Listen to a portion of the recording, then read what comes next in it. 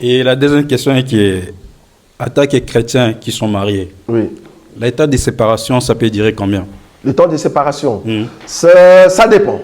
Ça dépend de, comme on dit, de comment est-ce que les deux parties se mettent pour corriger les erreurs. Parce que la séparation est biblique, mais les divorces, non. Dans un couple chrétien, on peut se séparer. Ça, je suis d'accord. Mais le temps de séparation, ça dépend maintenant. Ça dépend de ce qu'on peut régler.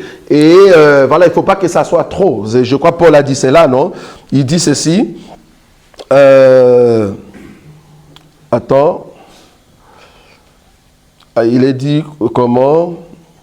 Je crois toujours, dans 1 Corinthiens 7, il y a une écriture là, de ne pas traîner, sinon vous allez donner l'accès au diable, tu vois? 7,5, hein? Voilà, il est dit, voilà, ne vous privez point l'un de l'autre, si c'est né d'un commun accord, pour un temps, afin de vaquer à la prière, puis retourner ensemble, de peur que Satan ne vous tente par votre incontinence. Ça va? Donc, il ne faut pas traîner trop, parce que pendant ces temps-là, Satan peut ramener des choses et des portes peuvent s'ouvrir, ça peut dégénérer. Ça va? Ça peut dégénérer. Oui. Je voulais poser une question par rapport à la dot. Oui. En fait, nous, on s'est mariés, on est antillais. Oui. Et on n'a pas ce système-là chez nous, en fait. Comment? On n'a pas le système de dot chez nous, en fait. Voilà, il n'y a donc, pas. j'ai pas été dotée, en fait. Oui. Et du coup, on s'est mariés, en fait. On a décidé de la date de notre mariage nous-mêmes, en fait. Oui. Donc, on l'a imposé à notre famille. Et notre famille, enfin, on vient d'une famille qui n'est pas chrétienne. Oui. Enfin, elle est catholique, si vous voulez. Oui. Et on nous imposait justement de vivre ensemble avant de se marier. Et nous, on s'était déjà convertis. Oui. Donc, on a décidé de la date nous-mêmes. Donc, je voulais savoir si on est dans l'illégalité, en fait. Bon, nous, dans l'évangile, c'est quoi le mariage? Le mariage est, en fait, est conclu quand la femme qui est auprès de parents, si le père dit « tu peux prendre ma fille gratuitement », cette parole-là, la parole du père, le mariage est conclu. Mais on ne leur a pas demandé leur permission, en fait. Comment? On leur a imposé notre mariage. Vous l'avez imposé? Voilà, on leur a dit tout simplement qu'on voulait se marier, et voilà. Donc, ils étaient d'accord, Oui. mais à condition qu'on vive un petit peu ensemble pour se connaître. Donc, on leur a expliqué qu'on était chrétiens, qu'on ne pouvait pas... comment dire, se mettre ensemble, Oui. vivre ensemble sans être mariés. Mais quand tu dis sans être marié, c'est quoi le mariage pour vous? Le mariage, ce n'est pas aller à l'église, mettre de voile. Consommer, Comment? Consommer et puis Non, mariage, c'est le l'union, déclarer. l'union. Mais non, donc mariage, donc relation sexuelle, c'est ça? Non. Même pas, non? Ça fait partie Non, aussi. moi c'est l'union. Oui. Mais le souci c'est que nous, on n'a pas cette culture-là déjà, Oui. mais il y a aussi l'âge qui compte. Oui. Parce C'est qu'on qu'on s'est marié tard, en on fait. s'est marié tard. Ok. On n'est plus de l'âge à demander On d'autorisation à avait nos déjà parents. des enfants. Non. Voilà, on a passé Ah, 40 ans. donc vous étiez déjà avant ensemble, c'est ça? Non, On non, était non. pas ensemble. Même En fait, pas. on s'est a connus déjà à une- l'église. On avait déjà une vie avant. Oui. On s'est connus à l'église après. Oui. On a déjà passé l'âge de 40 ans. Oui, oui. Donc on prend nos décisions nous-mêmes, je veux dire, sans les parents. C'est pas comme si on avait 18 ans ou 20 ans. Je comprends. Mais parce que ici, nous, bibliquement parlant, quand est-ce qu'il y a mariage? Quand est-ce qu'on peut dire, voilà, le mariage est là? C'est au fait quand je rencontre la fille, je dis, je t'aime, en tout cas, je veux qu'on soit ensemble. Ok, ton papa est où? Même si le papa n'est pas là, il y a toujours la famille. Ok, je vais voir ta famille. Juste m'annoncer, en fait. C'est-à-dire me présenter auprès de la famille, voilà, moi, monsieur tel, j'aime votre fille. Est-ce qu'il y a des exigences pour que je puisse prendre votre... Ah non, il n'y a rien du tout. Ah, vous aimez? Ah, ben, c'est bon, continuez. C'est tout. C'est que le parent a dit là. C'est ça le mariage. Si le parent dit, ah, tu veux ma fille? Non, avant de prendre ma fille, amène-moi 1 million. Parent, 1 million, c'est trop. Je peux discuter, tu vois? Je peux discuter sur la dot. Donc, le mariage, c'est la parole du père. Parce que c'est lui qui est le propriétaire de la fille.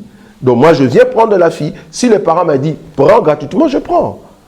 Je prends. C'est-à-dire, c'est le mot du père. Si le père dit, oui, ça va, vous pouvez être ensemble, il n'y a pas de souci. Mais bon, si vous allez vous marier à l'église ou autre chose, mais ce n'est pas grave. Mais moi, père, je vous dis, vous pouvez, ça va, il n'y a pas de souci. C'est juste ça qu'on a besoin. Donc, si je comprends bien, donc on aurait pu vivre ensemble à partir. Enfin, si ma mère avait dit vous devez d'abord vivre ensemble, donc on aurait pu vivre ensemble sans être mariés, je veux dire sans aller à la mairie et se mettre là-bas. Bon, mairie, ça c'est un autre mariage. Ça va? Parce que bibliquement parlant, nous avons mariage auprès des parents, nous avons mariage auprès de la mairie, c'est-à-dire Romains chapitre 13. D'accord. Ça va? Ça c'est Romains chapitre 13. Ok. Et nous avons la bénédiction, c'est-à-dire l'Église prie pour vous. Mais l'Église ne vous marie pas. Oui, Ça oui, va? j'ai compris. D'accord. Oui. La sœur, comme si elle dit sa mère. Sa mère. Sa mère. Non, j'ai dit le père. Ah, elle a dit sa mère. Oui. Oh, le père n'est pas là? Mais le Mon père père était est aux Antilles en fait, mais il était d'accord. Mais t'es Non. d'accord. Bah, il était d'accord, voilà. Donc, c'est le père qui a donné l'accord. Le fait que le père a donné l'accord, c'est fini. Vous pouvez continuer. N'attendez pas ma mairie. Non, non, continuez déjà. Vous perdez le temps pour rien, frère. Ah, mais on est mariés déjà. donc. Mais non, non, on est mariés. mais c'est- Voilà.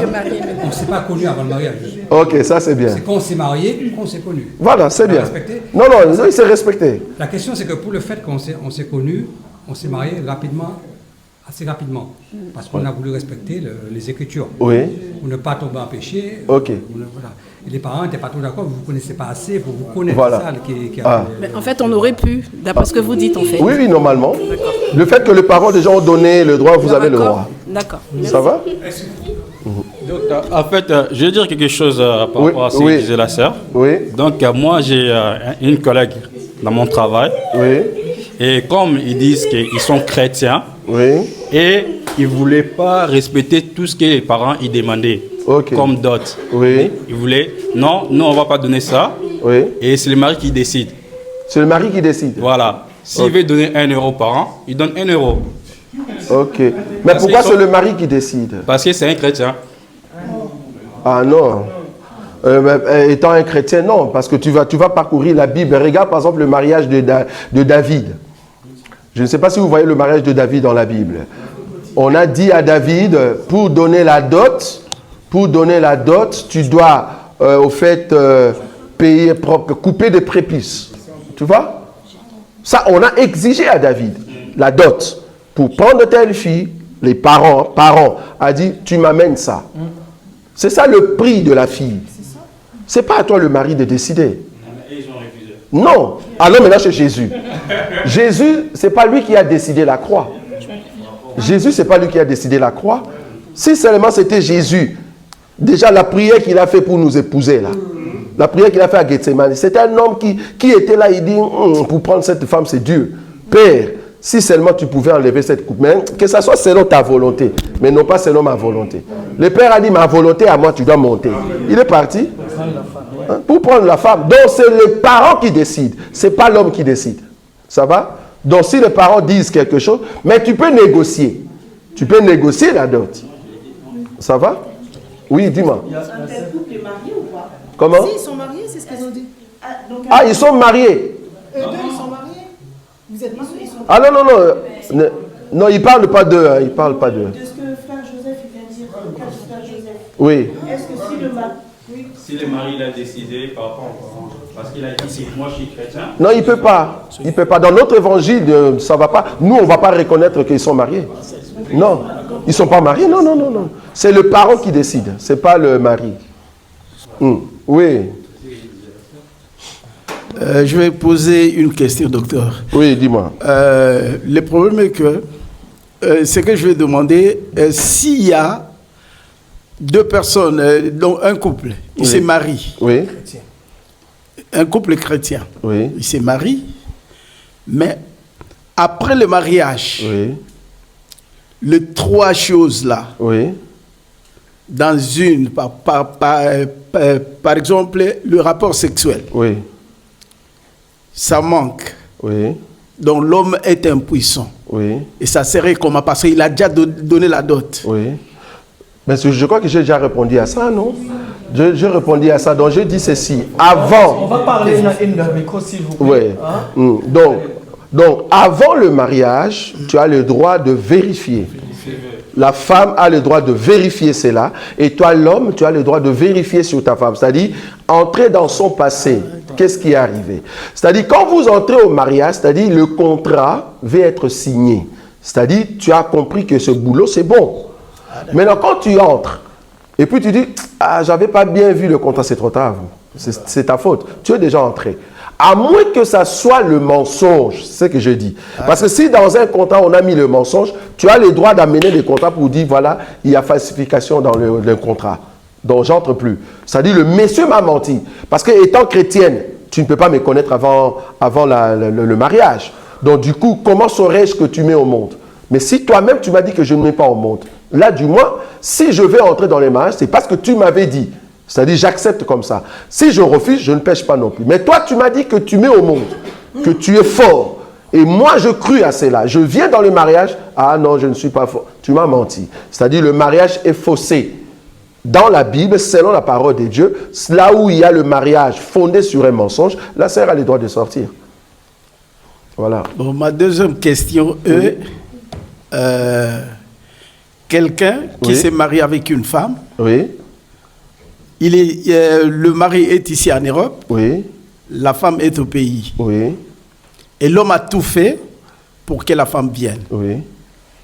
Et il s'occupe aussi de la femme, Oui. en tout et pour tout. Et ça s'arrive que la femme ne vienne pas. Oui. Est-ce que cet homme-là Oui. peut prendre aussi la décision d'échanger une autre femme ou il sera toujours là, il sera toujours avec la femme qu'elle a. Est-ce qu'ils ont déjà, le mariage est déjà conclu? Bien sûr. Ah, si le mariage est déjà conclu, tu es déjà obligé de l'attendre. Même Ça si fait elle 30 ans, venait tu pas. dois attendre. L'erreur que tu as fait, en fait, de payer la dot, fallait pas payer avant que la dame vienne. Tu n'étais pas sûr qu'elle arrive très bientôt. Tu as dit non, non, je vais quand même l'épouser parce qu'on va l'épouser par une autre personne. C'était imprudent, voilà. C'est une imprudence. Donc, le fait qu'elle ne vient pas et que c'est déjà le mariage, c'est une sœur en Christ. Toi, tu es un frère en Christ. Continue dans la prière, continue à jeûner, frère. Moi, je te conseille d'aller. Mais c'est pas facile. Je te conseille d'entrer dans 100 jours de jeûne. Et comme ça, Dieu va ouvrir des portes. Ou soit, toi, tu descends au pays, voilà, pour aller auprès de ta femme. Voilà. Il y a encore des questions derrière là-bas. Oui. Ma question est celle-ci. Oui. Parce que on était dans les églises où nous passons. Il y avait c'est-à-dire un frère et une sœur. En fait, le frère, ils étaient déjà ensemble. La sœur était chrétienne, le frère était chrétien, entre guillemets. Après, il est devenu chrétien. Ok. Ils se sont mis ensemble. Et le frère, il a écrit pour demander la liste de la dot aux parents de la fille. Oui. Et le responsable, c'est-à-dire les parents sont c'est l'oncle, il a donné l'enveloppe à la famille de la sœur pour demander la liste de la dot. La liste de la dot a été donnée au frère. Et le père, il dit que pour lui, il sait déjà qu'il est avec sa fille. Donc le jour qu'il sera prêt, il vient juste pour concrétiser ce qui a été demandé. Maintenant, à l'église, quand ils étaient par exemple à l'intercession et tout, le pasteur disait que même quand il donnait un sujet de prière, disait qu'ils n'avaient pas le droit de donner même un sujet de prière, ni lire la Bible, parce qu'ils n'étaient pas mariés devant Dieu, ils ne sont pas reconnus. Ça, c'est la première question. Et puis de deux, la famille reconnaît déjà le frère, donc pour eux, il appelle comme déjà le mari de la sœur. Mais il n'a pas fini la dot. Mais devant Dieu, ils sont toujours ensemble et ils sont chrétiens. Est-ce qu'ils sont dans le péché ou pas? Parce que le frère, il attend à voir ce qu'il faut pour concrétiser la dot. Mais ils sont toujours ensemble. Si Jésus vient, ils vont entrer au ciel. Ils vont aller au ciel. Pourquoi? Parce que c'est au fait Rachel. Rachel et Léa. Rachel et Léa, Jacob a travaillé 7 ans pour Rachel. Ça va? Jacob a travaillé 7 ans pour Rachel. Le parent a dit, après les 7 ans, il a dit, ben, à la place de Rachel, on lui donne d'abord Léa. Et puis le matin, il dit, mais vous m'avez donné Léa. Et puis on lui dit, ben, écoute, ici dans notre village, la petite soeur ne peut pas se marier avant la grande soeur. Donc, prends quand même, pendant une semaine, Léa, et prends aussi Rachel, et rajoute encore pour la deuxième partie, c'est-à-dire, viens maintenant travailler pour Rachel, c'est-à-dire payer maintenant les 7 ans pour Rachel. Donc, ce que tu as fait avant, c'est pour Léa, et tu dois encore travailler 7 ans, mais il avait déjà les 2 femmes. C'est-à-dire, les parents lui ont donné femme comme emprunt, Tu vois ça? Comme emprunt et il va payer après. Si le parent dit, prends la fille, tu vas payer après, prends. Tu ne souffres pas, tu vas aller au ciel. Mais là, dans ces deux couples-là, l'église. Oui. L'église n'avait pas l'enseignement. Le frère peut exercer un rôle dans l'église. Bien sûr, il est marié. C'est le père qui marie sa fille. Le père a dit, prends ma fille, tu viendras payer après. Tu es marié. Tu es marié. Fais avec les enfants, même 10. Fais. Si Jésus vient, tu montes. C'est le père qui m'a dit, prends, tu vas payer après. Je suis... la bonne volonté de finir mais s'il ne finit pas, il pêche. Parce que vous avez dit, c'est un frère. C'est-à-dire, prends ma bouteille, si tu as l'argent, viens me payer après. Si tu es chrétien, qu'est-ce que tu fais? Tu bois de l'eau, tu pars à la maison, tu prends l'argent, tu viens payer. Si, parce que tu es chrétien. Si tu n'es pas chrétien, tu prends, tu dis, voilà, tu pars, là tu pêches. Or, ici, nous sommes dans un cas d'un frère. Donc, le frère va travailler après pour donner l'argent après. Donc, si Jésus venait, il va entrer. C'est-à-dire, on lui a donné femme comme emprunt. Ça s'appelle comme ça. Donc, ça veut dire un frère, pardon, un couple chrétien, un frère et une sœur qui sont à l'église, par exemple, qui ne sont pas mariés. Est-ce que le frère peut avoir des responsabilités au niveau de l'église et n'étant pas mariés? Bon, ils sont comment? Ils sont fiancés, ils sont ensemble, ils sont chrétiens. Est-ce que le frère peut exercer des rôles dans l'assemblée étant donné qu'il n'est pas marié? Oui, pourquoi pas? Étant donné qu'il respecte que cette relation-là, il respecte au fait la loi de la relation, c'est-à-dire avant le mariage, je ne peux pas connaître la sœur. Non, mais ils sont dans la même maison. Ah non, ça ne va pas, il ne peut pas. S'ils sont dans la même maison, non, s'ils sont dans la même maison, ils ne sont pas mariés, le frère ne peut pas exercer. Parce que si tu connais, ça s'appelle quoi? Comment on dit? Marital, vous êtes dans le marital. Et Kobo, à Lingala, ça ne va pas, le frère ne peut pas. Il faut que le frère, avant de commencer à toucher les choses du service, avant de commencer à manger l'animal, tu dois te marier. Parce que là, tu es dans l'impureté. On sait que tu vas l'épouser, oui, mais quand? On ne sait pas, mais tu ne peux pas travailler. Jusqu'au jour où le père va te donner au fait les droits sur la fille. Donc si tu es avec une sœur à la maison, tu as 2 enfants, tu ne l'as pas encore épousée, tu ne peux pas travailler dans l'œuvre du Seigneur. Tu ne peux pas. Si en tout cas on ne savait pas, le jour où on saura, on va dire frère, voilà, en tout cas, par respect, tu ne travailleras plus, reste au banc. Donc tu peux écouter la parole de Dieu jusqu'au jour où tu vas épouser ta femme. Ça va? Oui, il y a une question là-bas. Oui. Vous aviez dit que c'est l'autorité du père qui fait que la fille elle peut aller dans le mariage. Oui. Et maintenant, si dans une situation, il y a un père biologique et un père adoptif, donc un beau-père et un père c'est lui qui a donné la semence à la mère, et que la fille elle a été élevée que par le père adoptif, donc elle le considère comme son père et tout. Si, imaginons que le père adoptif il est d'accord, mais que le père biologique, il ne l'est pas. Est-ce qu'elle peut quand même aller ou pas? Super. Parce que là, on parle... Parce que le terme père veut dire celui qui a l'autorité sur toi. Hein. Ça veut dire, ça peut être le père adoptif ou ton père biologique. Maintenant, dans ces cas ici, c'est un père adoptif. Tu es d'accord avec moi que le père adoptif est quand même en contact avec ton père biologique. À moins que tu me dises que c'est un enfant qu'on a ramassé et qu'on ne connaît pas. Là, c'est le père adoptif qui devient son papa.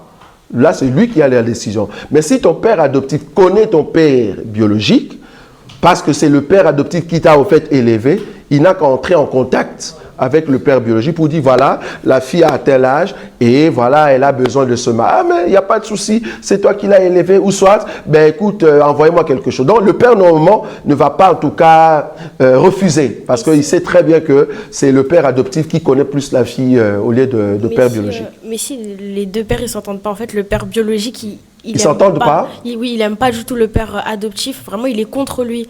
Et il refuse vraiment, même si on lui dit que il va quand même toucher la dot, tout ça, il refuse. Vraiment, il est dans l'opposition. C'est là-bas que l'homme, parce que là, tu es dans une relation d'une sœur en Christ et d'un frère, c'est ça? D'un frère dans le Seigneur. Parce qu'ici, on parle de Christ. Hein, donc là, maintenant, il faut entrer dans la prière, chercher Dieu, pour qu'il y ait quand même cette porte-là. Parce que, étant donné que le père, parce que là, tu as bien dit que le père biologique ne s'entend pas avec le père biologique. Adoptif, pardon. Donc là, du coup, il faut chercher vraiment la face de Dieu pour qu'il y ait une porte où soit le père biologique dit, ok, fais comme tu veux, c'est ta fille.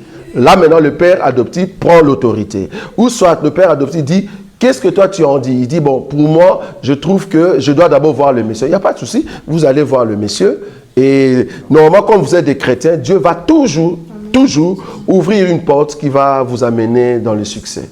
Merci. Ça va? Oui, il y a une question derrière. En fait, j'aimerais comprendre pourquoi la dot est toujours d'actualité en sachant qu'on est dans la nouvelle doctrine. Super, très bien. En fait, la dot, c'est quoi? Il faut d'abord définir la dot. La dot, ce n'est pas la somme. Ce n'est pas le valeur que vous donnez, le prix, non. La dot, nous, dans notre évangile, la dot, c'est la parole du Père. C'est ça qu'on appelle la dot.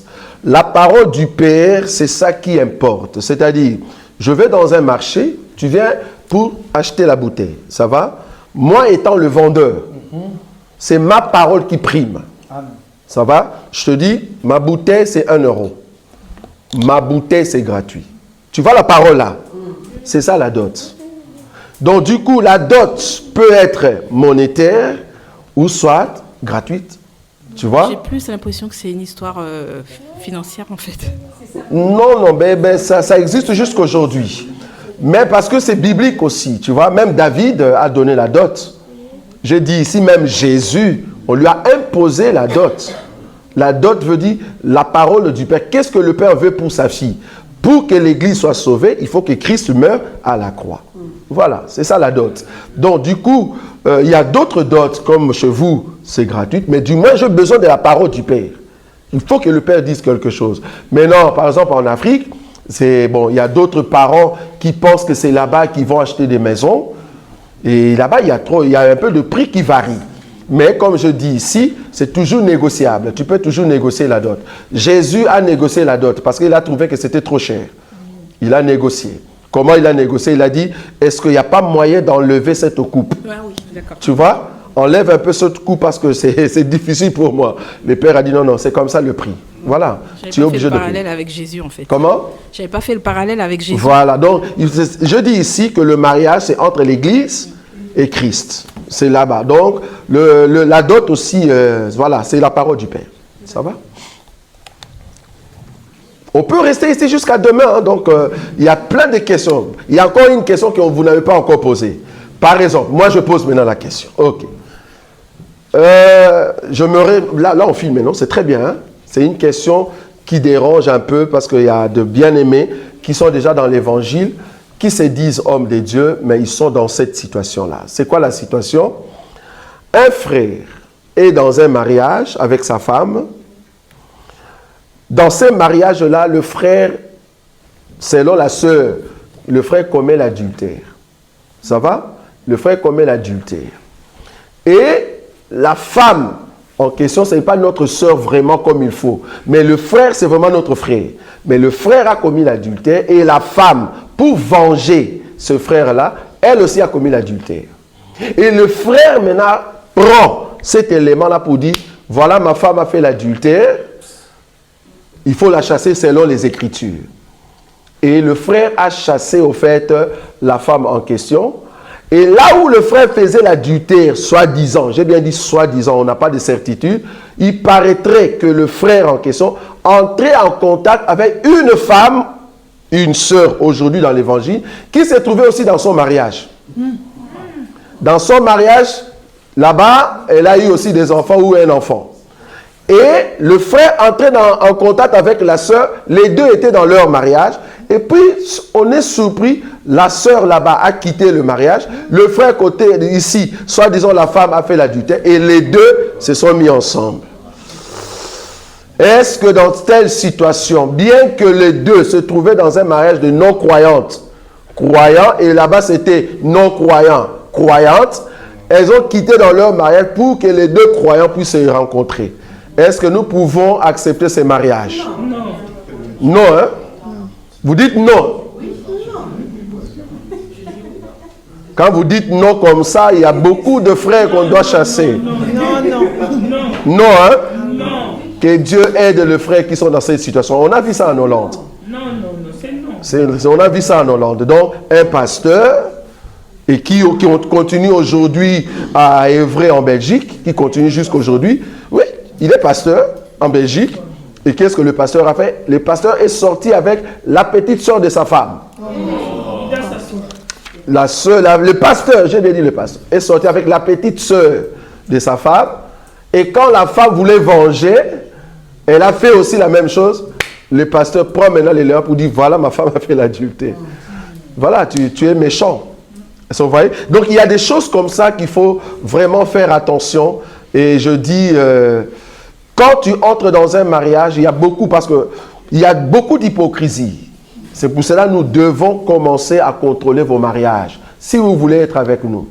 Nous sommes trop durs parce que nous voulons que vous puissiez marcher comme il faut. Si votre mariage n'est pas digne selon les seigneurs, nous allons le vérifier. Deuxième question. J'ai épousé ma cousine.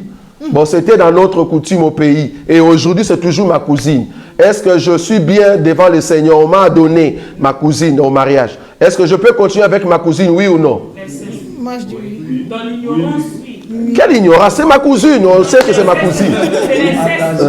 C'est l'inceste. C'est les parents qui ont donné. C'est comme ça des questions que j'attendais.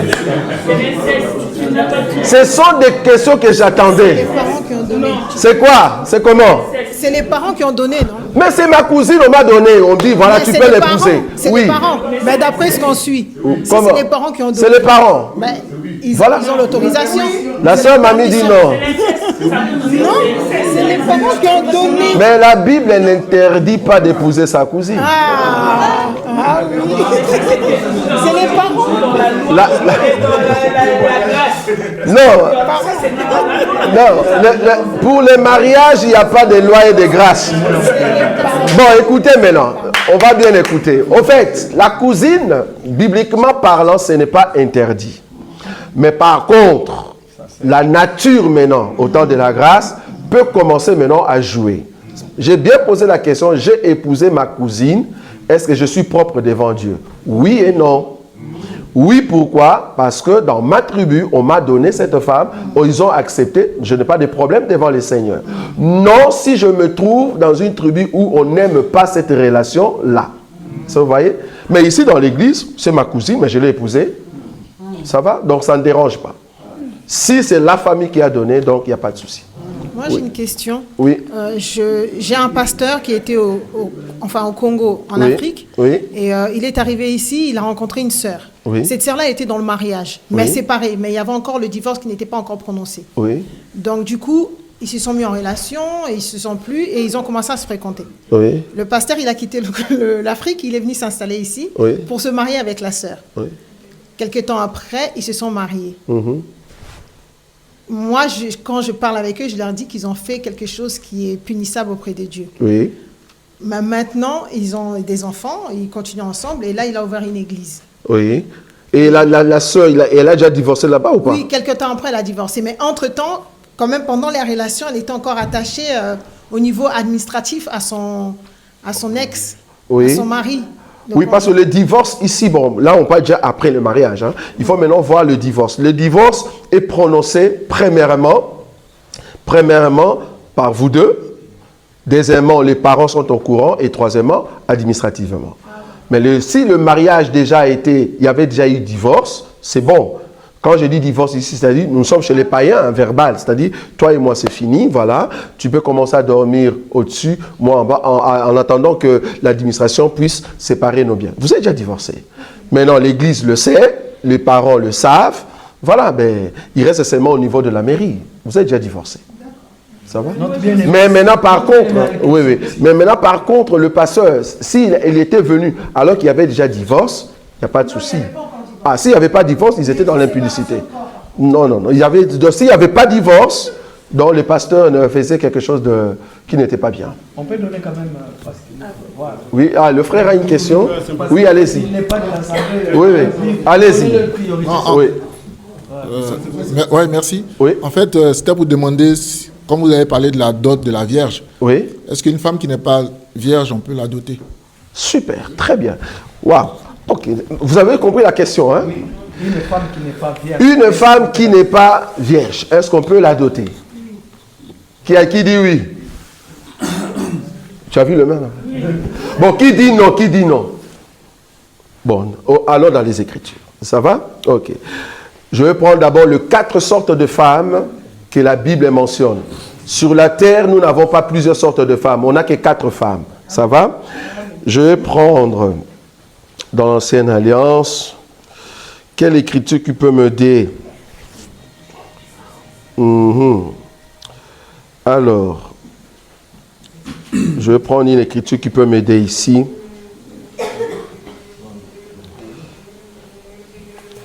Alors, Lévitique, chapitre 21. Lévitique, chapitre 21. Je prends le verset 13. Lévitique 21, le verset 13. Je vais citer ici les 4 sortes de femmes qui existent sur la terre. À part le 4, il n'y en a pas. On n'a que ces 4-là. Les 4 sortes de femmes, il y a quoi? Donc, Lévitique 21, 13. Il prendra pour femme une vierge. Donc, on a une femme vierge. Ça, c'est la première femme. 14. Il ne prendra ni une veuve. Ah, donc, la deuxième femme, c'est une veuve. Ni une femme répudiée. Vous voyez ça? Donc, une femme répudiée, c'est qui? C'est une femme qui était dans le mariage, qu'on a chassée. Ni une femme déshonorée ou prostituée. C'est une femme qu'on a connue sans pour autant épouser. Donc, les 4 femmes qui existent sur la terre, c'est la veuve, la vierge, femme mariée, mais qu'on peut répudier, ça va? Donc, femme mariée, vierge, femme mariée, veuve, et puis la prostituée. La vierge, c'est une femme qu'on ne connaît pas. L'homme n'a point passé par là. La femme mariée, c'est une vierge qu'on a épousée, ou c'est une femme qu'on a épousée qui est sous l'autorité d'un homme. La veuve, c'est une femme qui était au mariage et son mari vient à mourir. Et la prostituée, c'est toute femme qui n'est pas mariée, qui n'a pas un homme, mais qui est déjà déviergée. C'est ce que la Bible appelle prostituée. Maintenant, je viens épouser une femme. Je suis avant le mariage. Je pose mes questions. Est-ce que tu es, au fait, vierge? La sœur dit, je ne suis pas vierge. Je vous ai dit ici, si la sœur n'est pas vierge, normalement, elle est quoi? Comme elle n'est pas vierge alors qu'elle n'est pas mariée. Parmi les 4, elle est quoi? Prostituée. Or, la femme prostituée, c'est pour ça que je dis, le jour où je vais rencontrer Gédéon, il va comprendre qu'il n'a jamais compris la Bible. Une femme prostituée, il ne faut pas goûter cette femme avant de l'épouser. Parce que lui, il dit, c'est une femme prostituée, il faut d'abord goûter pour connaître ta taille. On s'en fout, frère. C'est une femme prostituée. Tu as bien dit prostituée. Avec une prostituée, on ne goûte pas avant. Vous voyez ça? Avec une prostituée, on ne goûte pas. Avec une prostituée, on vient payer le montant avant de la connaître. Je vais prendre une écriture. Genèse. C'est pour ça que Gédéon ne connaît pas la Bible. Genèse. Je prends quel verset? Genèse, chapitre d'abord. Hein? Je prends le chapitre combien? Oui, Judas. Le chapitre 38. Chapitre 38, le verset 13. On dit ceci. On en informa Tamar. Et on lui dit, voici ton beau-père qui monte à Timna pour tondre ses brebis. 14.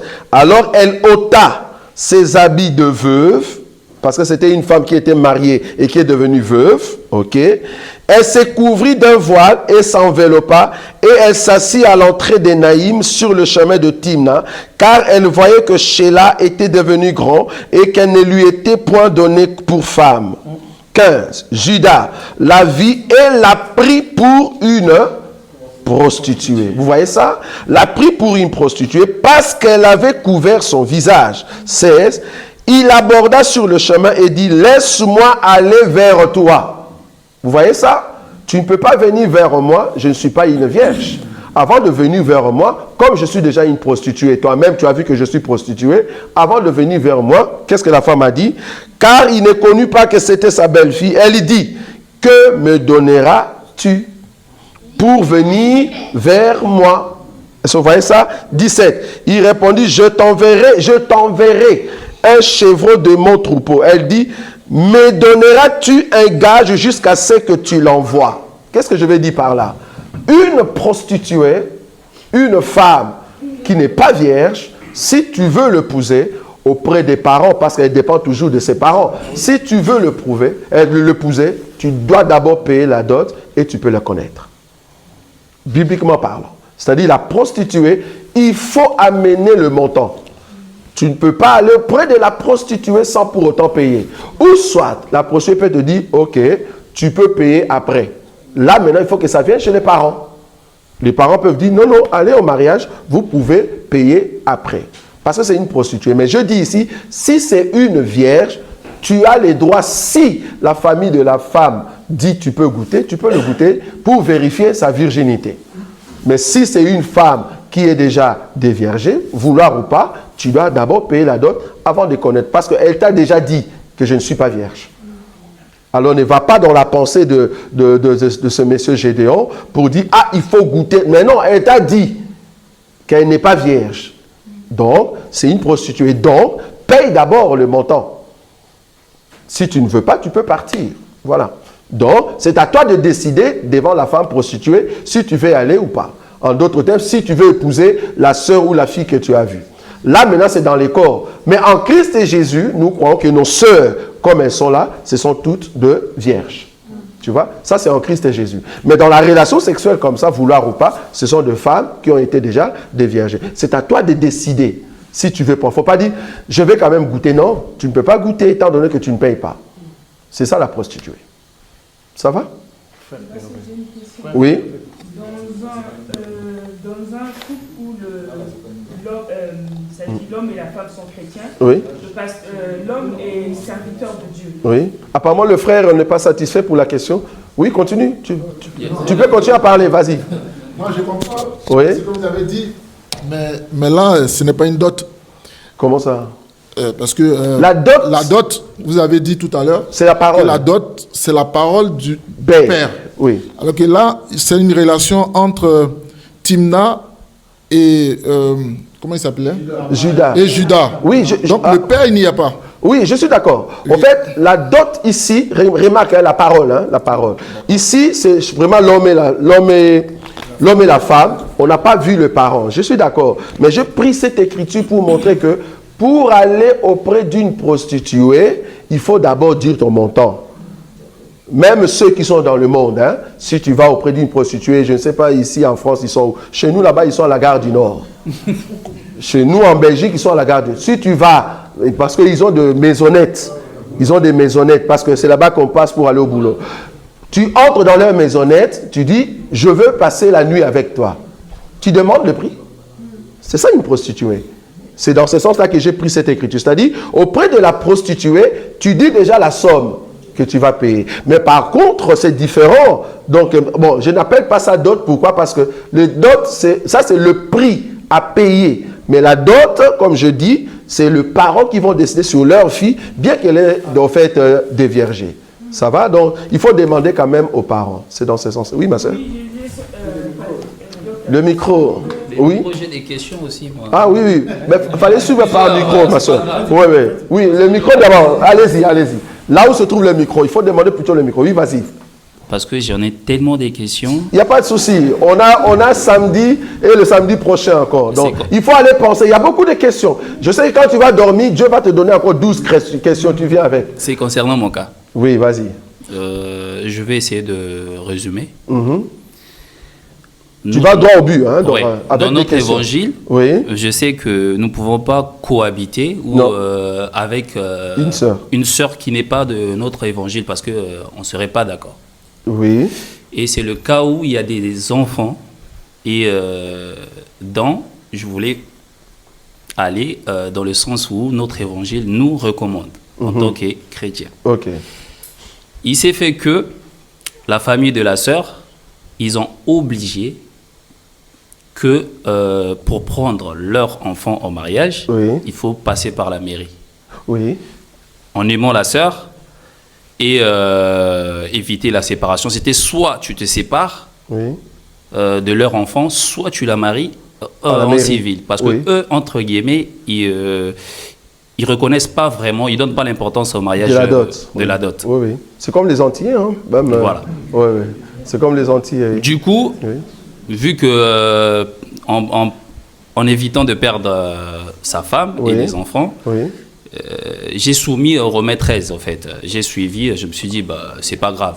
Je vais le faire vu que c'est un mariage mondain, entre guillemets. Je l'ai fait et maintenant, moi, en mettant en pratique notre évangile, je me suis dit, en tant qu'autoritaire,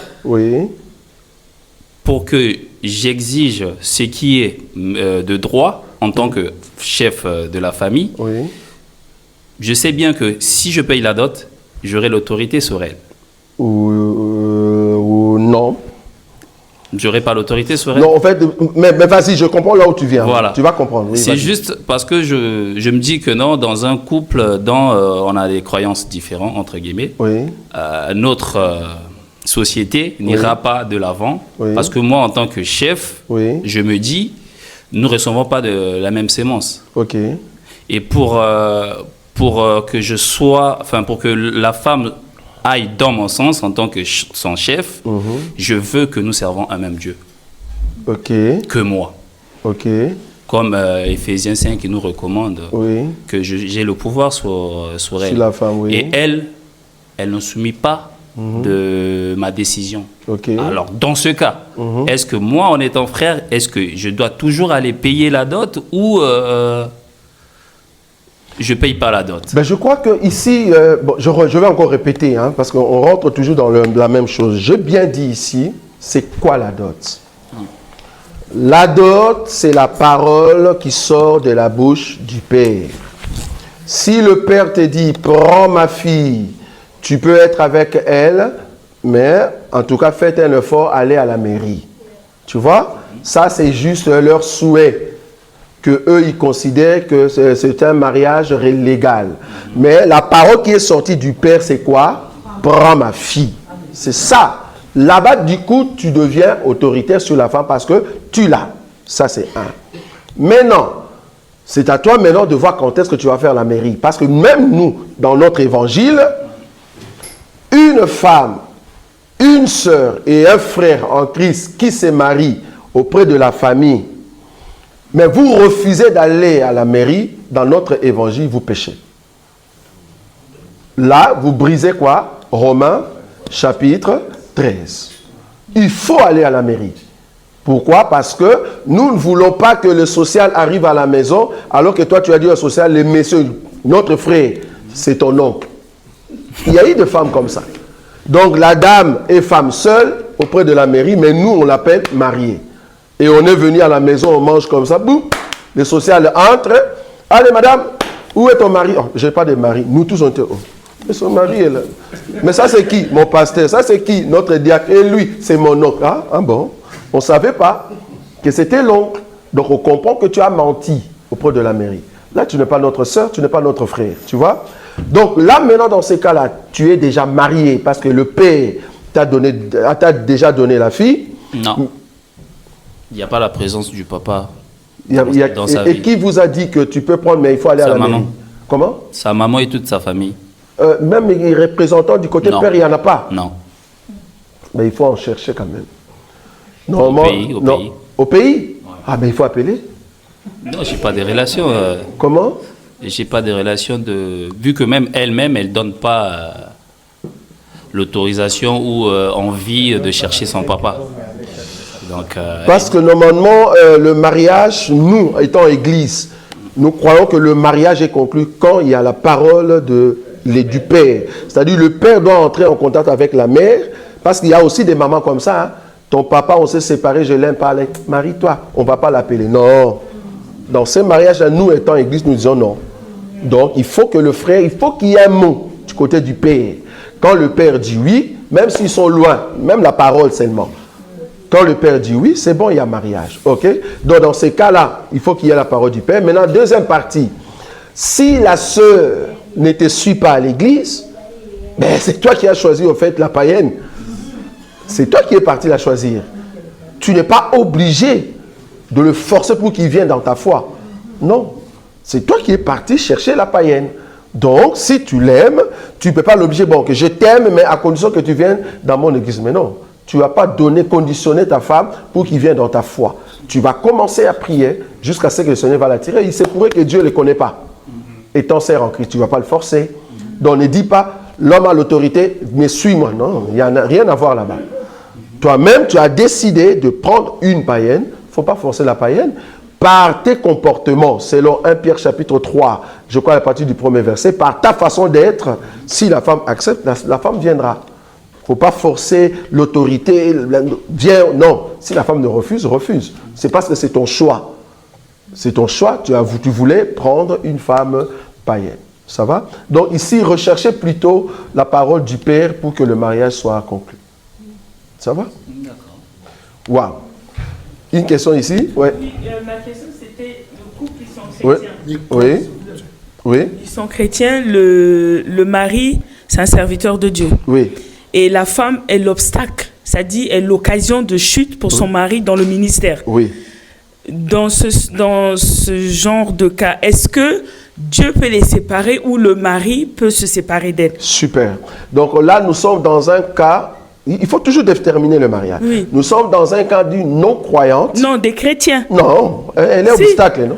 Oui, elle est obstacle pour... Oui. Obstacle ne peut pas être chrétien. Non, tu as bien dit. Le monsieur et le frère et la sœur, c'est des chrétiens. Des chrétiens. Des chrétiens. Et la sœur... Et obstacle. Obstacle, ça mais dit c'est pas une que dans chrétienne. le ministère... C'est pas une chrétienne. C'est comme ça que nous, on définit. Elle va à l'église, oui, mais ce n'est pas une chrétienne. Bon, maintenant, le frère, dans ce cas-là... Dans ce cas-là, le frère ne peut pas être... Il ne peut pas prêcher. Il ne peut pas prêcher. Non, parce qu'il n'est pas exemplaire. Mais non. si c'est la sœur qui dérange, en fait, le frère dans son ministère. En tant que serviteur déjà, de il ne peut pas avoir le ministère. Pourquoi? Parce que il prêche. Il ne peut pas. Il ne peut pas, pourquoi? Parce que la sœur, écoute bien ce que je dis, parce que la sœur est occasion de chute pour le frère, donc le frère du coup n'est plus modèle pour l'église, le frère peut s'asseoir. Mais maintenant, si les hommes de Dieu ne savent pas que ce qu'il vit dans la maison, il n'a pas dit. Comment ça, ils ne savent pas? Donc c'est caché à la maison. Non, oui, que c'est des problèmes qu'ils ont à la maison et que l'église n'est pas au courant de ça. C'est une église qui n'a pas Jésus. Parce que si c'est une église qui a Jésus, nous avons des visions, non? Voilà. Dieu va nous montrer que le frère là-bas, ça ne va pas. C'est une église de Christ. C'est-à-dire, Dieu va nous montrer que vous, dans votre maison, ça ne va pas. Tu vois? Je peux comprendre que la sœur n'est pas obstacle, mais la sœur accompagne quand même l'homme de Dieu. Là, il peut prêcher. Mais si la sœur est obstacle, tout le monde voit que c'est l'obstacle. C'est-à-dire, toi, moi, je vais te faire ça. Non, c'est une païenne. Le frère doit s'asseoir en attendant de régler ses problèmes avec sa femme. Mais il n'a pas le droit d'être devant la chair parce qu'il n'est pas modèle. L'évangile est très difficile. L'évangile est très difficile. Oui, encore une question là-bas. Nous avons encore 35 minutes. 35 minutes? Oui. Donc on va terminer à 19h. Ouais. Ah, c'est bien. Ok. C'est bien ça. Encore 35. Oui, maman. Alors moi j'ai une question pour un couple chrétien-chrétien. Oui. Comment réagir, comment se comporter face à soit la femme ou bien l'épouse ou bien l'époux qui est influençable. C'est-à-dire? Influençable de par sa famille non chrétienne et influençable par les amis non chrétiens. Comment se comporter? Alors déjà change un peu ce que tu as dit tout à l'heure, ce n'est pas un couple chrétien-chrétien. Malheureusement, il y a c'est un couple de soi-disant chrétiens et chrétiens. Parce que quand nous on dit chrétien, nous on respecte ces mots-là. Quand on dit chrétien, c'est-à-dire tu ne peux pas être influençable. La famille n'a plus autorité sur toi parce que vous êtes déjà mariés. Quand on dit chrétien, c'est là on ne veut pas dire je crois en Christ parce qu'eux ils croient en musulman. Non, c'est pas ça. Chrétien veut dire je mets en pratique la parole de Dieu. Donc la famille n'a plus le pouvoir sur moi parce que je suis marié. Je ne peux pas être influençable. Et surtout que les païens, je suis influencé par des païens. Je ne suis pas chrétien. Non, ça ne va pas. Donc, je vais à l'église, mais je ne suis pas chrétien. Donc, du coup, là, si la sœur est vraiment chrétienne, tu te trouves dans un mariage non croyant avec une croyante. Mais si le mari, l'un des deux, a commencé, je ne sais pas moi, zélé, Zélé dans les choses de Dieu. Voilà, zélé, parce que malheureusement, dans la vie chrétienne, c'est un long fleuve. Oui. Donc il peut y avoir, malheureusement... Le haut et le bas. Voilà, le haut et les bas. Comment considérer ce genre de chrétienne ou bien de chrétien? Est-ce que c'est peut-être une baisse spirituelle? Est-ce que c'est une rétrogradation? Comment situer ça en fait? Bon, je ne peux pas parler de la rétrogradation. Pourquoi? Parce que la personne n'a pas au fait montré au départ si elle respectait vraiment la parole de Dieu. Pour parler que la personne rétrograde, il faut d'abord voir le premier état. C'est-à-dire la personne a commencé comment. Donc là, je dis la personne n'est pas chrétienne. La personne aime aller dans l'église chrétienne. Mais la personne n'est pas chrétienne. Maintenant, l'autre qui est zélé, tout ça, c'est vraiment le chrétien ou la chrétienne. Là, vous êtes dans un mariage non croyant, croyante. Or, dans ces mariages-là, tu es d'accord avec moi, vous deux, vous avez commencé peut-être n'ayant pas au fait l'évangile ou la parole, mais il y a maintenant un qui est zélé maintenant dans les choses de Dieu. Parce que nous croyons qu'une fille en Christ, un frère en Christ, ne peut pas aller chercher une païenne. Donc, si tu pars chercher une païenne, ce sont des problèmes que tu vas embrasser. Vouloir ou pas. Maintenant, il faut accepter et assumer tout ce qui va arriver. Ça va? Donc, dans ce couple-là, en tout cas, l'homme n'est pas chrétien. Donc, il n'a jamais été? Bon, peut-être il sera. En tout cas, il n'a jamais été. C'est dur, la parole. D'accord, merci. Il n'a jamais été. Donc, peut-être il sera. Oui, il y a une question? Oui, après la soeur, il y a une autre question là-bas. Donc, ne vous en faites pas, on a encore samedi. Je vous dis, le mariage, on peut rester ici jusqu'à demain. Parce que moi, je peux vous donner des cas terribles plus que tout ce que vous dites ici. Il y a des cas dans le mariage terribles. Je peux donner un cas, peut-être vous ne voyez pas. Je suis marié. Je suis dans un couple avec un frère, un bien-aimé.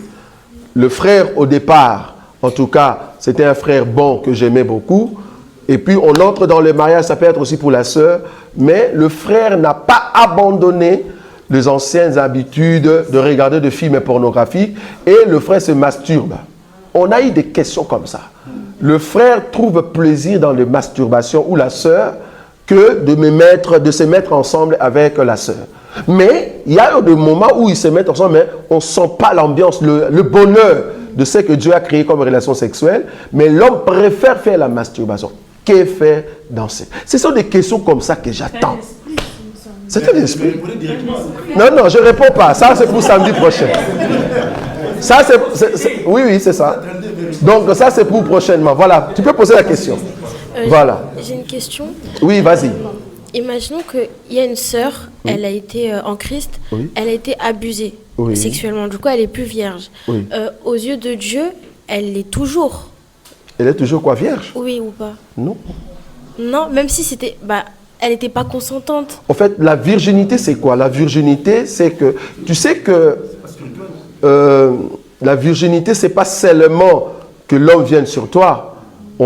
Tu peux être déviergé par des appareils que les Blancs ont créés. Est-ce que Dieu te voit toujours vierge ou déviergé? Oui, c'est ça la question. Tu es déviergé toujours. Mais du coup, après, dans ce qui concerne par rapport à la dot de la fille vierge ou non, elle va se positionner où? Aujourd'hui, en tout cas dans notre société, on ne regarde plus si c'est la dot de la vierge ou c'est la dot d'une fille qui est de vierge. On ne regarde plus ça. Mais si vraiment on veut marteler là-dessus, on peut toujours. C'est-à-dire si la personne est de vierge, la fille elle-même, elle sait. C'est à la fille de confirmer auprès de ses parents, maman, je suis vierge. Maman, je suis déviergée. Dans notre société, il ne faut pas cacher, il ne faut pas avoir peur. Tu le dis pour que la honte ne soit pas sur la famille. Parce que tu sois déviergé, que tu sois vierge, vouloir ou pas, on va t'épouser. Mais sois clair, sois dit vrai, ne mens pas. Tu vois? Le problème est que dans ces cas, comme tu dis, par exemple à l'est du Congo, là où il y a des agressions, où il y a de jeunes filles qui ont été abusées, mais du moins tu as été abusé, c'est-à-dire déviergé, tu le dis. Bien que tu n'as pas consenti à cela, mais du moins tu le dis. Ça va? Oui, il y a une question juste derrière. Donc, alors, un couple qui vit ensemble depuis 30 ans, la femme s'est convertie, et le mari est encore païen, et elle veut se marier, elle veut se faire baptiser. La femme? La femme, et le mari refuse en fait. Que doit-elle faire, en sachant que l'Écriture nous dit de venir comme on est en fait? Oui, je crois que dans ce couple-là, donc on est dans un couple non croyant, croyante, c'est ça, non? Voilà. Non croyant, croyante. Donc la sœur qui s'est convertie au Seigneur, et que tu veux prendre le baptême, le mari n'a pas le droit de te refuser. Pourquoi? C'est l'Église qui refuse en fait. Ah, c'est l'Église du mari. Comme elle n'est pas mariée, donc voilà. Ah, c'est l'Église qui refuse. Oui. Pour donner le baptême à la dame. Le mari aussi refuse, hein, mais l'Église également. Non, le baptême, c'est le. Si l'Église refuse, il faut nous appeler. On doit fermer cette Église-là, parce que l'Église n'a pas le droit. Tu n'as pas le droit d'empêcher une personne qui veut recevoir le baptême. Non. Et pire encore, c'est le mari qui refuse alors que c'est le salut. C'est le salut de la dame. Donc je crois que... Le mari refuse de se marier en fait. De se marier. Il refuse non, c'est pas grave parce que vous deux, tu as bien dit, vous deux, vous étiez deux païens. Oui. Pendant 30 ans. Et il y a maintenant toi qui viens au Seigneur. Tu es déjà dans un mariage qui a commencé comme ça.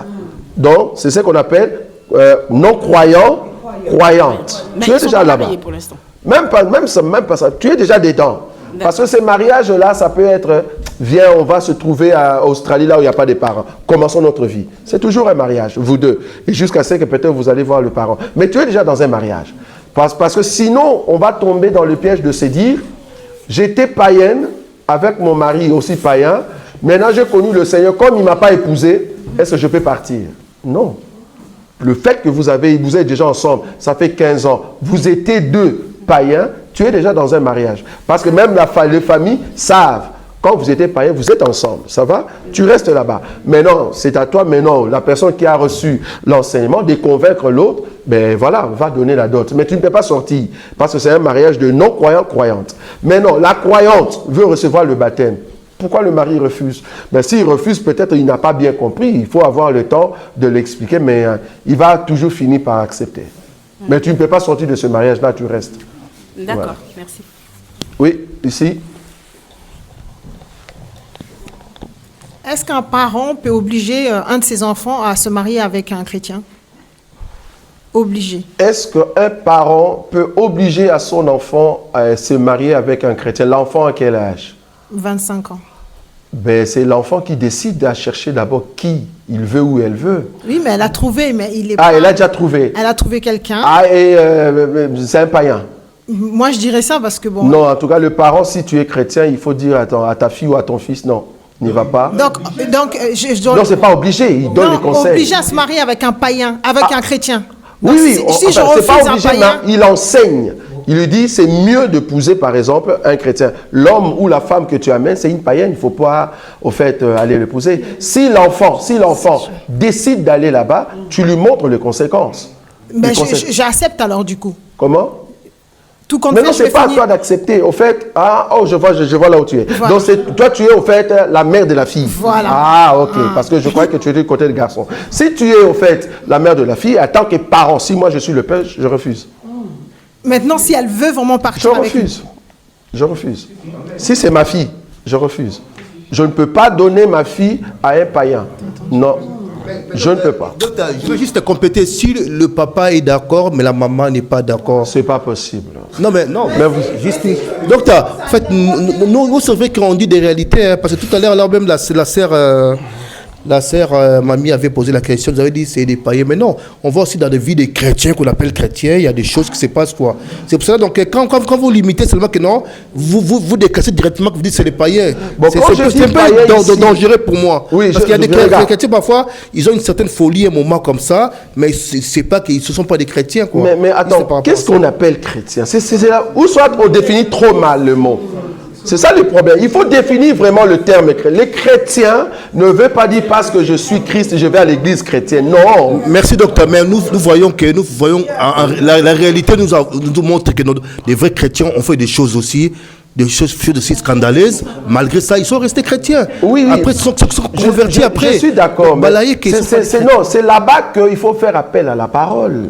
Si tu es chrétien, montre-nous la base de ce que tu fais, à moins que tu nies la Bible. Si la parole te dit ce que tu fais, ce n'est pas chrétien, alors ne le fais pas. La parole nous dit, je suis parent, j'ai ma fille qui veut prendre un païen, même s'il est beau, si c'est comment, mais c'est un païen. Moi étant parent, que dit la parole? En plus, voilà, un musulman en plus. Non, je ne veux pas accepter. Je ne veux pas accepter, non. Étant chrétien, je lui ai dit parent chrétien. Je n'accepte pas. Bon, maintenant ma femme dit non, il faut donner notre fille à ces messieurs-là, est-ce que ma femme est chrétienne? Donc ma femme ne sera pas chrétienne. Parce que ma femme qui me dit que je peux donner ma fille à un musulman, mais ma femme n'est pas chrétienne, on comprend. Donc moi aussi, je suis dans un couple croyant, non croyante. Donc tout ça, il faut vraiment déterminer par rapport aux enseignements. C'est très important. Mais maintenant, si c'est... Prends le micro, maman. Si ce n'est pas un couple, comme me disait tout à l'heure la jeune fille, c'est des parents qui sont séparés. La mère, elle est chrétienne. Elle a refait sa vie avec ses enfants, dont la fille qu'elle élève d'un autre mari, de son mariage d'avant. L'autre parent, il n'est pas chrétien. Non. Voilà. Mais la mère, elle a élevé ses enfants dans une éducation chrétienne. Et maintenant, la fille, elle s'est convertie quand elle était jeune avec sa mère. Elle a eu son baptême, elle a suivi les enseignements qu'elle pouvait suivre. Et à un certain âge, elle décide un peu de... De prendre un musulman. Non, pas un musulman, c'est un païen. Un païen. C'est un païen. Il est... Non, on va dire que quand même c'est un païen. Oui, parce qu'il ne connaît pas la Bible, vraiment, il n'est pas baptisé. C'est un païen. Voilà, c'est un païen. N'ayez pas peur de dire ce mot-là, c'est un païen. Oui, c'est un païen. Voilà. Si, c'est un païen. Mais maintenant, le père, il dit oui, mais la mère, elle dit non. Bon, moi, je conseillerais à ces couples-là, au fait, de la mère. Parce que c'est toi qui as élevé la fille, non? Oui. Mais va voir la fille, dis, regarde la parole, ma fille, tu ne peux pas aller là-bas. Ouais, mais elle dit que l'autorité de son père. Mais non, elle ne peut pas, parce qu'elle-même, elle sait très bien, étant chrétienne. Parce que la fille est chrétienne, non? Oui. Voilà, étant chrétienne, elle ne peut pas. Donc, c'était où soit l'enseignement n'était pas bien passé. Oui, parce que si la fille est bien enseignée, elle ne va pas accepter de prendre là. Même si le père dit non, la fille va dire non, je ne prends pas un païen. Donc il faut bien enseigner nos enfants. C'est pour ça que la Bible dit instruis l'enfant selon la voie de l'Éternel. Quand ils seront grands, il s'en souviendra. Donc il faut bien l'enseigner la parole. La fille, une fille de Dieu, une fille qui a reçu l'enseignement de leurs parents à la maison, elle ne peut pas aller prendre un païen. Non, elle ne peut pas. Même le musulman, regardez le musulman. Tu as vraiment vu une musulmane qui a reçu l'enseignement dans leur maison. Une musulmane qui va aller prendre. Non, il va dire non, nous chez nous, si tu veux, tu dois être dans les. Parce qu'ils ont reçu l'enseignement. Et nous, dans les chrétientés, on fait pas. Non. La fille va refuser parce qu'elle a reçu l'enseignement qu'elle ne peut pas prendre un païen. Voilà. Si elle décide de partir alors avec elle. Alors elle n'est pas une chrétienne. Voilà. Donc elle n'est pas une chrétienne. Tu es d'accord avec moi? Donc du coup, elle n'est plus une chrétienne. Voilà. Oui, docteur, avant que je passe la parole à ma jeune sœur, je vais juste vous poser une question. Pour vous, vas-y. Tant que vous vivez avec... excusez-moi, dans un couple, vous vivez avec une personne. Elle est connue Dieu, mais il y a certaines choses qu'elle n'accepte pas encore par rapport à l'enseignement. Donc vous la considérez, la personne, pour une païenne ou bien pour une chrétienne? Non, immature. Donc je la considère immature. Amen. Mais sinon, j'arrive. Donc, c'est que pour ça, moi, je trouve ça dangereux de considérer des gens. Donc, ceux qui ne sont pas d'accord tout de suite là, vous les classez directement des païens. Peut-être ça prend un temps, il y a certaines personnes, ça prend un temps. Mais ici, nous sommes ici dans le cadre du mariage. Bon, prenons l'immature. L'immature qui veut épouser, qui dit à sa fille, va épouser un musulman. Tu as bien dit que la personne ne connaît pas trop bien la parole de Dieu. Mais c'est une personne qui se dit chrétienne. Ça va. Toi, maintenant, le mari, tu es chrétien. 100%, c'est-à-dire que tu es déjà bon. Ok. Maintenant, l'immature dit à sa fille, va prendre le musulman. Toi, le père chrétien, qu'est-ce que tu vas dire à ta femme? Parce que ta femme, c'est immature qui vient. Tu vas dire, oh, ma femme, je sais que tu ne connais pas bien la parole de Dieu, mais regarde. Nous, dans la chrétienté, tu ne peux pas envoyer la fille, au fait. Comme c'est une immature, elle va dire, ah oui, ça, je n'avais pas vu. Ah oui, tu as raison. Elle va accepter? Directement. Mais non, elle va comprendre. Les femmes d'aujourd'hui, ah, mais là où soit, tu parles de l'immature ou tu parles de la païenne? Non, mais parce que la femme... Mais non, pas quand tu dis la femme. Vous savez bien que la femme a toujours une position. En fait, moi, je dis des choses vraies. Moi, je parle de la réalité. La femme peut accepter, mais elle prend toujours un temps. Oui. Après. Ça, c'est la réalité, docteur. Je suis d'accord. Ben oui, alors, mais du moins, elle va finir par accepter, refuser. Mais le temps-là, moi, je dis... Ce temps-là, elle sera considérée pour une païenne bien, elle est encore chrétienne, mais immature, c'est ça? Je dis immature. Donc c'est ça. Voilà. Quand est-ce que la personne est considérée comme païenne? C'est une personne qui ne met pas en pratique la parole de Dieu. Or, l'immature, vouloir ou pas, va mettre en pratique la parole de Dieu. Quand tu vas lui montrer, regarde, ici c'est écrit ça, il dit, ah ok, oui, j'avais pas vu. Elle accepte. Si la personne était de la Voilà, dans l'ignorance, voilà. La personne était ignorante.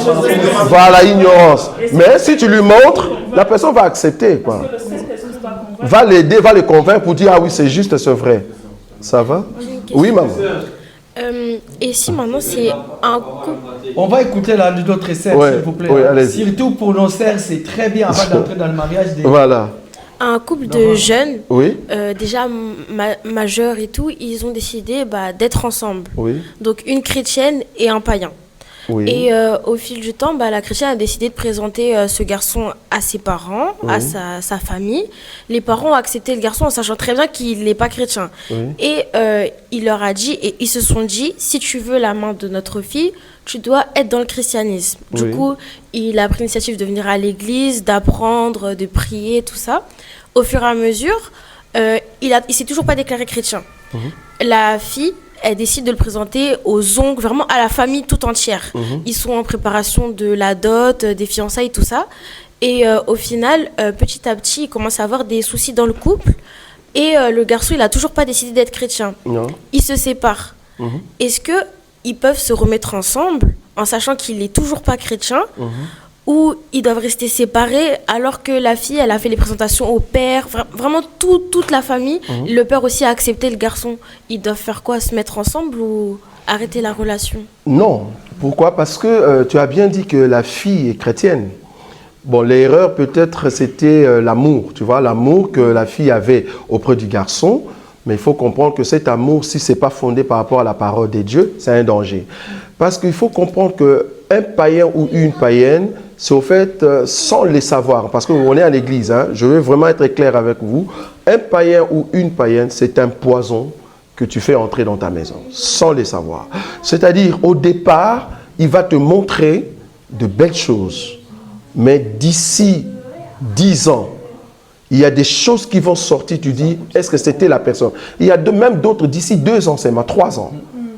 Et là-bas, maintenant, la personne, parce que quand 2 personnes se rencontrent, vu que vous êtes nouvellement rencontrés, il y a des choses qu'on ne s'y connaît pas de l'autre. Maintenant, quand vous vous mettez ensemble, d'ici 2 ans, c'est là-bas qu'il y a cette habitude maintenant de dire, ah, je vois comment il se réveille, comment il sourit. Voilà, il y a des défauts de l'autre qu'on voit maintenant. Ça ne sera plus l'amour dans le couple qui va prôner, ça sera plutôt la parole de Dieu. Si vous avez la parole de Dieu, c'est ça qui va vous donner la force pour continuer. Maintenant, là où il n'y a pas la parole de Dieu, la personne prend la décision. Prend la décision de sortir, dit, bon, dis-moi, je t'ai connu, mais je trouve que toi et moi, ça ne va pas aller. Mais vous avez déjà fait 2 ans, 3 ans.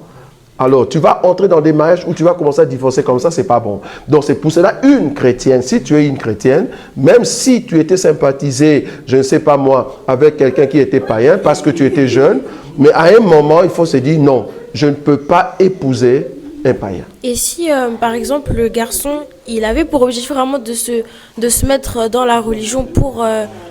lui-même et aussi pour pouvoir épouser la fille, pas forcément par amour. Et qu'en fait, il dit à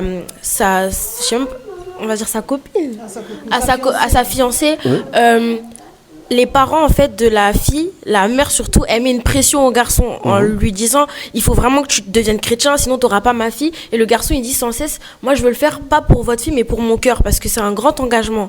Et que du coup, par rapport à la pression qu'il reçoit, il s'est dit, je veux plus. Voilà. Et c'est toujours la même chose en fait du coup. Oui, en fait, une personne, vous ne pouvez pas le forcer à devenir chrétien. C'est Dieu qui appelle. En fait, être chrétien, ce n'est pas un choix personnel. Tu vois, c'est comme ça qu'on a prêché de l'autre côté. Il prêche de l'autre côté, chrétien veut dire c'est un choix. Non, c'est-à-dire, qu'est-ce que je vais choisir? Bouddha? Non. Musulman? Non. Non, je vais chez le chrétien parce que je trouve que les chrétiens sont bons. Bon, musulmans, bon, j'aime trop les musulmans parce qu'ils ont leur voile. Je vais là. C'est comme si tu faisais un choix. Non, chrétien, c'est un appel. C'est un appel.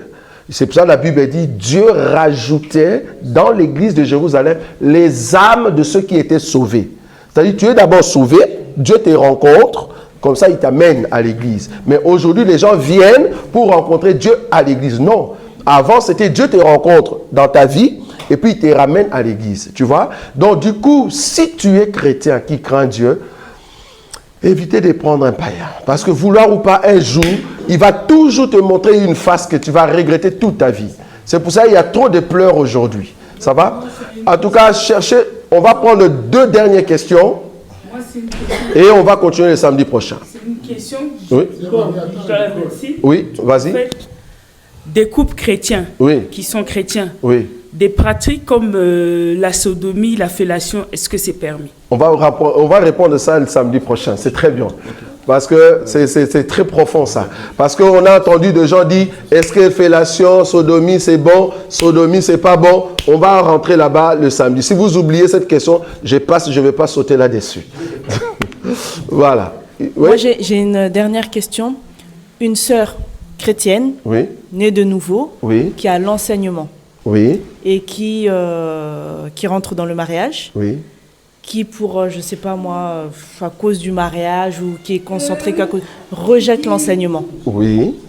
Qui, de par ses pratiques, dans ses œuvres. Est-ce qu'elle est considérée comme... Comment est-ce qu'elle est considérée? Est-ce qu'elle est toujours considérée comme une chrétienne ou comme n'étant jamais ayant été chrétienne? Rétrogradée. C'est ça qu'on a dit. C'est ça qu'on avait dit tout à l'heure. C'est un rétrogradé.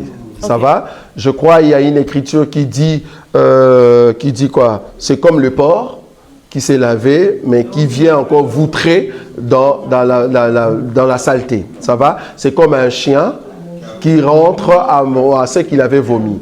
Normalement, s'il demeure dans le vomissement comme ça, il n'ira pas au ciel, tu es d'accord avec moi. Mais on l'appelle rétrogradé, c'est-à-dire c'est une personne qui était avec nous, mais qui n'avait pas part avec nous. C'est comme Judas, c'est ce que j'avais dit la fois passée, c'est Judas. Quelqu'un qui était 3 ans avec nous, faisant le même ministère, puissant comme nous, mais il n'était pas de nôtre.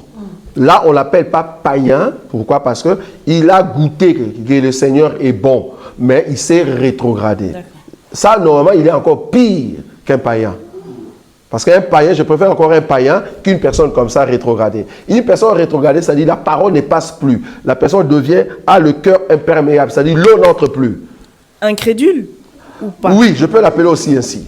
Oui, parce que là, ça ne passe plus. C'est-à-dire, la parole de Dieu, ça n'entre plus, c'est fini ça. Alors que c'était une personne qui était vraiment dans les choses de Dieu, mais après, c'est fini, chaos. Donc, il ne veut plus entendre ça. Et est-ce que son mari peut la répudier? Ah non. Non? Non. Pourquoi? Parce que vous êtes déjà dans le mariage. Là, tu ne peux pas la chasser. Ou tu ne peux pas répudier cette sœur, ou soit le marier. Donc là, tu vas te considérer, comme nous avons dit, Matthieu chapitre 18. Et tu le considères comme étant publicain, mais vous continuez. Bon, il continue. Oui. Il ne peut même pas aller trouver une petite pour se consoler un peu. Ah non, non. Non plus. La chrétienne? Non, le chrétien, le mari. Ah, mais non. Mais non. D'accord. Il ne peut pas. Là, il fait l'impudicité, il ne peut pas. Il ne peut pas. Là, nous allons le chasser pour se consoler. Nous allons le chasser. On va le chasser. Dernière question de la sœur. Oui. 2 petites questions de la sœur Catherine. Oui, dis-moi. La première, on va écouter la question. Quelqu'un qui se convertit pour se marier, est-ce un danger? Et la deuxième, vous venez de dire qu'être chrétien, c'est un appel. Donc pourquoi évangéliser dans ce cas-là? Donc, la première question, c'était quoi? Quelqu'un qui se convertit juste pour se marier, est-ce un danger? C'est un danger. Pourquoi? Parce qu'après le mariage... C'est comme un païen en fait. Voilà. Donc en fait, tu as attiré le cœur de la personne, croyant comme si je venais chez vous. Mais qui voulait vraiment se convertir et venir à Christ. Il ne voulait pas. Il ne voulait pas. Il ne voulait pas. C'était rusé. Merci beaucoup. Donc, il était rusé, en fait. Tu vois. Mais non, quand on dit l'appel, pourquoi évangéliser? Nous évangélisons, c'est comme si nous jetions de semences. Nous ne savons pas quelle terre est la bonne terre. La bonne terre, quand elle reçoit la sémence, c'est là-bas qu'il y a de fruits. Parce que nous tous, nous ici, nous sommes venus par évangélisation. Mais qui? De bonne terre. Nous avons écouté, parce que notre évangile est tellement difficile. Notre évangile, je vous dis, essayez de voir un peu les évangiles que vous avez écoutés par rapport à ce que nous écoutons ici. Quand on dit chrétien, pour nous, on définit chrétien comme dans la Bible. Ce n'est pas selon eux. Donc quand on dit chrétien, c'est vraiment chrétien. Si tu n'es pas chrétien, tu n'es pas chrétien. Tu es rétrogradé, tu es rétrogradé. Tu vois? Donc on va tout droit au but. Donc, être chrétien, c'est vraiment un appel, c'est la prédestination. Éphésiens chapitre 1er. Nous avons été prédestinés à être ses enfants d'adoption. Voilà. Il faut être prédestiné. Ça va? Wow, je croyais qu'on a fini. Oui, maman? C'est juste par rapport à ça. Et si la personne... Attends, oui, le micro, oui. Si la personne était chrétien, comme on a dit, hein, oui. elle revient dans le monde, et est-ce que si Jésus arrive, qu'est-ce que ça... Voilà, il reste. Il reste. Bah oui. Mais il a chuté. Ben oui, c'est ça. Il a chuté. Oh, mais attendez, il reste, il part pas. C'est ça que j'ai dit ici. Non, il y a un passage dans la Bible où on dit que c'est lui qui est faible quand...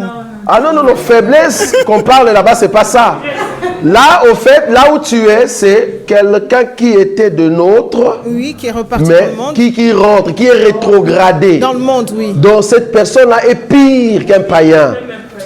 Tu vois, c'était un rétrogradé, c'est-à-dire il s'est infiltré au milieu de nous. Tu vois, donc c'était un rétrogradé, donc il reste quand le Seigneur viendra. Voilà, nous acclamons le Seigneur. Voilà. Amen. Voilà.